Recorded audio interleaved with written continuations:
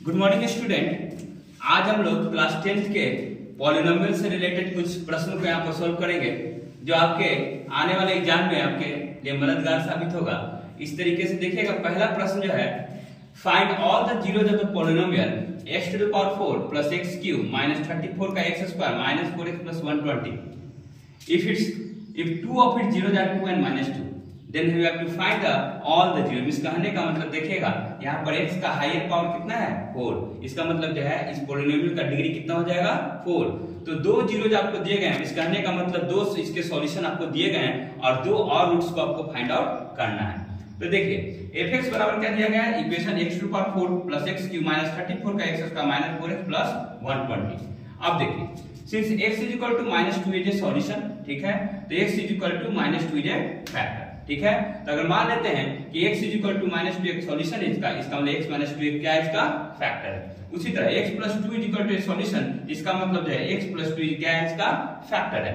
अब देखिए, जब इन दोनों को कंबाइन करिएगा आप, एक x minus 2 into x plus 2 क्या बनेगा, इसका एक फैक्टर बनेगा, किसका, fx का, इसका fx का। तो x स्क्वायर माइनस 4 इसको लिखा जा सकता है x minus 2 into x plus 2, क्योंकि आप जानते हैं कि a minus b into a plus b is equal to क्या होता है, a square minus b square. तो x स्क्वायर माइनस 4 इसका क्या हो जाएगा, फैक्टर।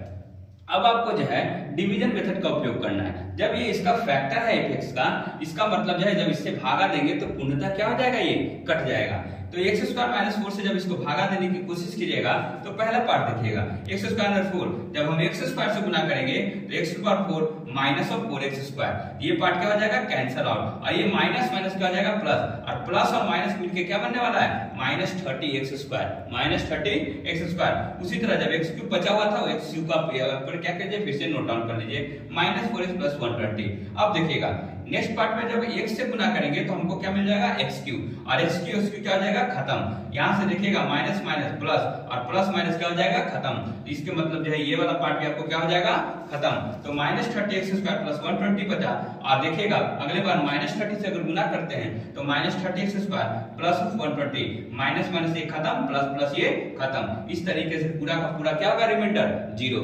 तो आपने क्लास 9th में रिमाइंडर थ्योरम पढ़ा था, वहां पर रिमाइंडर को 0 किया जाता था। यहाँ पर हम लोग डिवीजन मेथड के माध्यम से जो है अपने रूट्स को फाइंड आउट करने के लिए आगे चल पड़े हैं। तो देखिएगा अब जो है ये जो आपका fx था उसको हम क्या लिख सकते हैं, x स्क्वायर माइनस 4 ऑलरेडी था, नया वाला जो फैक्टर आया है x square plus x minus 30। अब ये क्वाड्रेटिक इक्वेशन है, आप ये जानते हैं कि क्वाड्रेटिक इक्वेशन को कैसे सोल्व आउट किया जाता है। तो x square plus 6x minus 5x minus 30 लिखा जा सकता है इसको।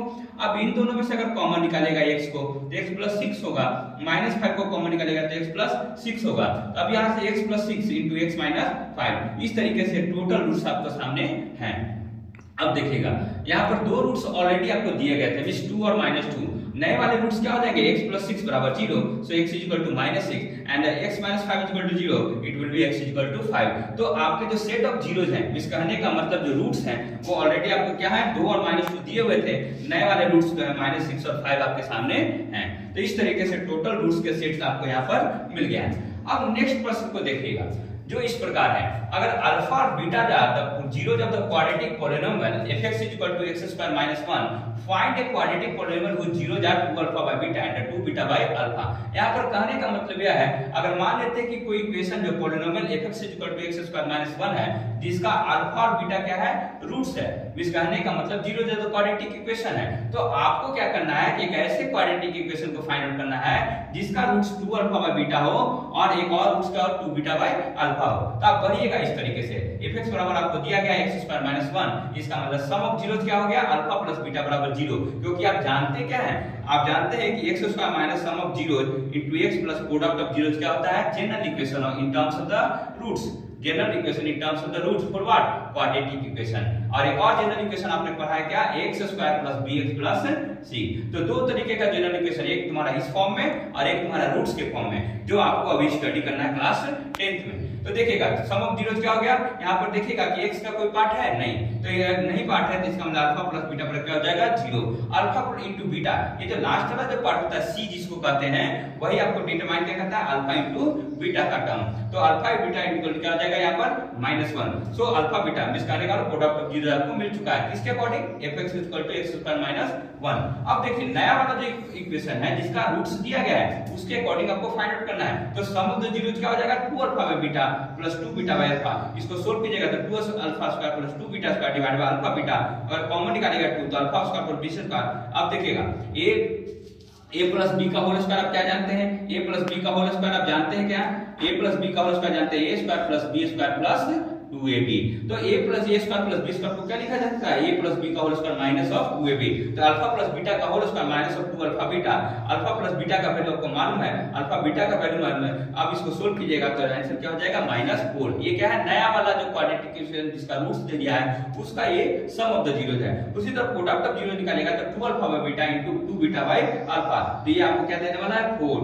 अब देखिएगा नया वाला क्वाड्रेटिक इक्वेशन इसी रूप में आप ढाल सकते हैं, तो आपको इक्वेशन लास्ट क्या हो जाएगा k * x² + 1 4x + 4। तो इस तरीके से देखिए कि दो तरह का आपको जो है क्वेश्चन यहाँ पर बताया जा रहा है जो पॉलिनोमियल से रिलेटेड है। तो आपका बोर्ड का एग्जाम आने वाला है, आप इन दो प्रश्नों को देख लीजिएगा, इसी पैटर्न पर आपका क्वेश्चंस रहेंगे।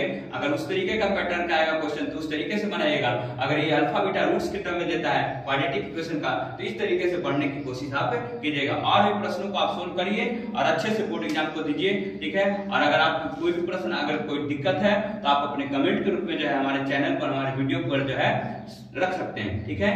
तो हमारे चैनल के साथ लगातार जुड़े रहिए, लाइक सब्सक्राइब शेयर कर दिया कीजिए और जो है निरंतर वीडियोस को देखा कीजिए। Thank you for watching.